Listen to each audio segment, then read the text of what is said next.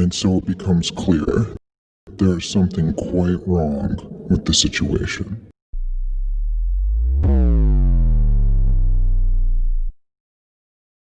The outcomes of this coronavirus, they really are our worst fear realized. I never imagined that I would see the day in America where mandatory curfew is in place, where it's completely out in the open exactly the dystopian society which we fought so long against. And I wouldn't say acquiesced to this point, because I was out there sounding the alarm. I was out there in the streets. I was out there posting up flyers, and they successfully, it would appear, in many, I guess, ways that we have yet still to really determine, but they've successfully silenced dissent. These things we're complaining about, the consolidation of control in media, and now we see that using private business, they've been able to successfully silence all dissent. And it becomes clear now that this was clearly the direction that they were heading. And we, fought against it. The perceived threat is what we were fighting against. Yet, now that it's in the open, we see that it was never an intangible action on their part. It was always this intention. And I believe that they knew we were heading to this. You see what's going on with this food delivery service. Like, these guys posted negative numbers, I read on Reddit, for years, since they started, yet they're still in business. When I look around in the world, I look with the eyes of an economist, which is through a quite different lens than would the guy or gal standing next to me. And so I'm measuring scales of trade-offs and utility values, and I'm evaluating things under economic conditions, and what I see is an attack on the lower classes. It seems that they're pushing to completely disintegrate the middle class. And some of you are saying, oh, wow, we knew this was going to happen. But to see it so in the open like this, to see it so intentional, it's time to then speak up about it. And what I'm finding, when e-commerce first became a big thing, I was in an e-commerce, I was invited into what I eventually perceived as an e-commerce cult. And we were meeting in a very expensive hotel that I was invited to, where, it's like, invite a friend. This will be the first step for them into, making this money in this pyramid, what do they call it? Direct marketing scheme. And of course, I was halfway in it, and of course I was late to it to begin with. And then of course I, stood up and, got my friend, and I said, let's go. We got somewhere much better to be, because my time is more valuable than spending it in this group who was basically bragging about all their money they're making. And so I confronted the leader afterwards, and I said, I'm against this, people staying at home and ordering all of their goods and it being brought to them. I think that this isn't the type of society that I want to live in. And then now today, my opinion shifted a bit. And it's like, okay, well, there's people who are impoverished, that are not impoverished, but with disabilities, that need to have these groceries brought to them. But lately I've been peeling back those layers of acquiescence a bit, and I've been saying, wait a second, now we within the within the true revolutionary, thinking class, we talked about the fact that they want people to be sick, and you want people alive, sort of. And so I begin to see that, maybe that these people weren't actually meant to be sick, and that through, vaccinations, we've seen, as an economist, I track statistics. So we've seen increases in the amount of, Down syndrome. And I can show a positive correlation. I can show a correlation in models that show, wait, as vaccinations increase, so did Down syndrome. Okay, well, what exactly, by what amount did this, covariate increase the outcome of Down syndrome? Well, we can create it. We can make these models. And so I began to wonder, I began to see these things that, not only are these, if we give poor people unemployment in this large amounts like this, they're going to spend it. They are not like rich people. When the stimulus came out, I saw tons of people, the poorest people, rather than using all this money that they just got for something, real, like a new car. Like, for example, new guy, broken down car, spent hundreds, every day, spending $80 on pizza. And here's the thing, the elites know this. I know that because I went to school with them. I understand their training. I understand the economic models behind them. I'm a very good economist. And when I step back and I take my subjectivism out of it, and I take my, mental negotiation out of it, like the signs. The signs are there, they serve a good purpose.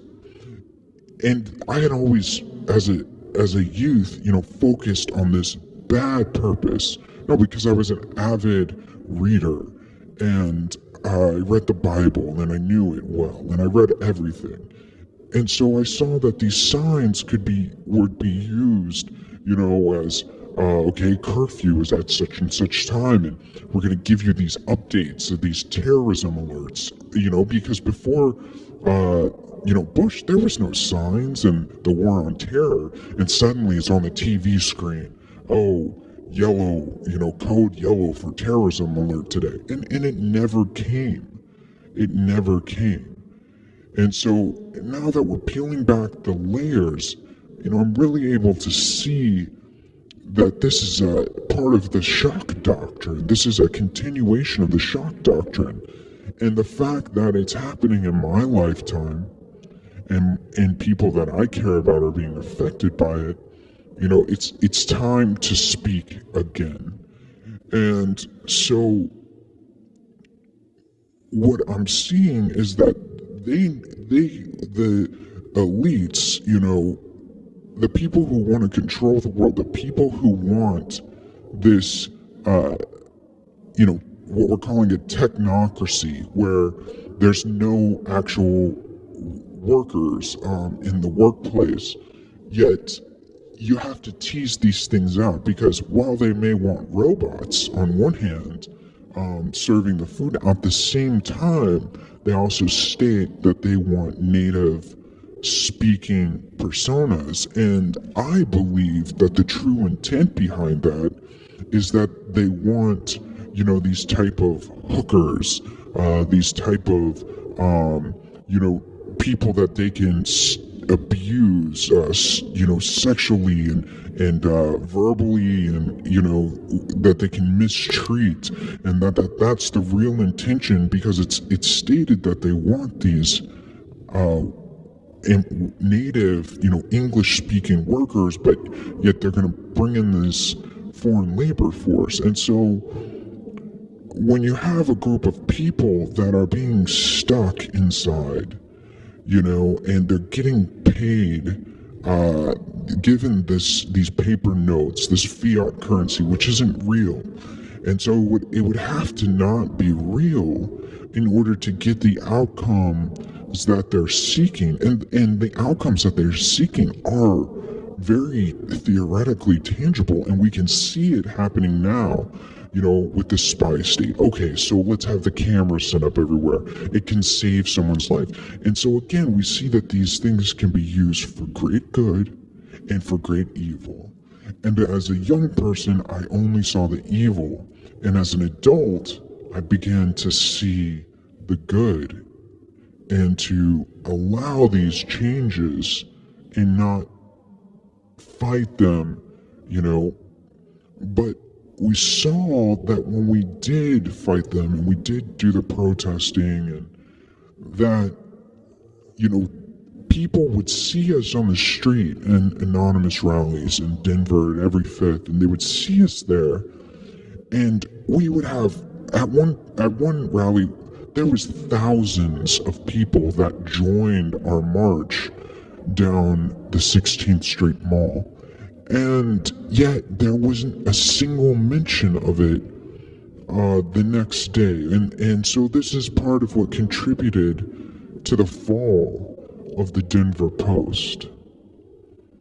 And now what we're seeing happening is we see these children, and it's specifically in the poor neighborhoods. Why is it that the poor neighborhoods are still have their playgrounds closed, but yet when I go into a rich neighborhood, I see tons of people at the pools, and yet in this more low-income area, so I see a direct correlation between income level in the area and whether or not the playgrounds and these activities, which are low cost, that families require for healthy childhood development, are closed. And that's what I'm getting at, is that this healthy childhood development has been halted, and that this healthy lifestyle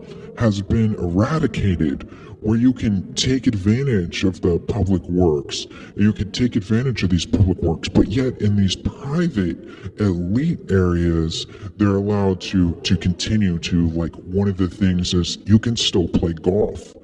And golf is seen as being helpful and being good for you, but yet you can't, the baseball parks are closed. Well, you're standing much closer playing golf than you are at a baseball park or playing baseball.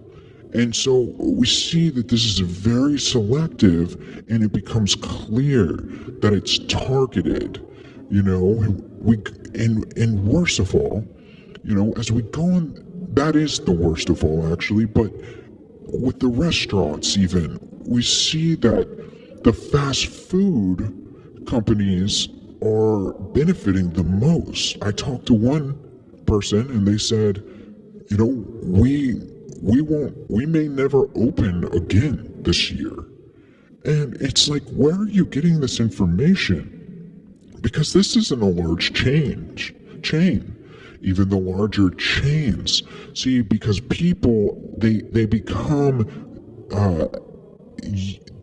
their habits end up making their future. And so if you habitually go to the park, you'll habitually go to the park. But when it's shut down and then reopened again, you've changed your habits. So you may not go to the park as much. You'll have to rework into a new routine. And so they're calling it the new normal. It's not the new normal. And I encourage us all to reject this term. And so, that's, as an anarchist, there's no new normal, and who defines normal? You're just you. And so then, the restaurants are saying that they haven't lost any business. Here they are hiring more workers. They're actually gaining business because now they have the industrial avenues of imports to bring in the food. They have the channels of distribution already in place. So we say, oh, this is an essential good. This is essential. And then, to see what's happened is, I believe, is that President Trump and all of us have been played for a fool. We've been taken for a ruse, and it's time to stop it. There have been good decisions made, but at this point in time, as we peel back the layers, what we're seeing is a full-on assault of middle America, of God-fearing America, and that the people who are in on it are really the ones who are taking advantage of this supposed new normal. These are the people who don't want to work. They don't want to be a part of society. They want to do witchcraft and play WoW all day. And meanwhile, it's the kids who are suffering. I saw a billboard that said childhood obesity is down. Well, how is childhood obesity going to be when you can only feed your kid McDonald's? And what's worse is it's become trendy. And so you get these nice designer type bags, and suddenly the packaging, for these places have increased. And the sports, these sorts of things that middle-class people truly enjoy. Middle-class people enjoy the theater and movie theaters, yet the movie theaters are still closed. And so these are the things that it's really about power. And that's what we're witnessing now. And so we see these parties where it's just a orange fence, yet it's a birthday party, and yet nobody is violating it. And so it's very, very apparent. This is an attack on the poor and middle class. And I don't think we've really began to understand how far this is going to go.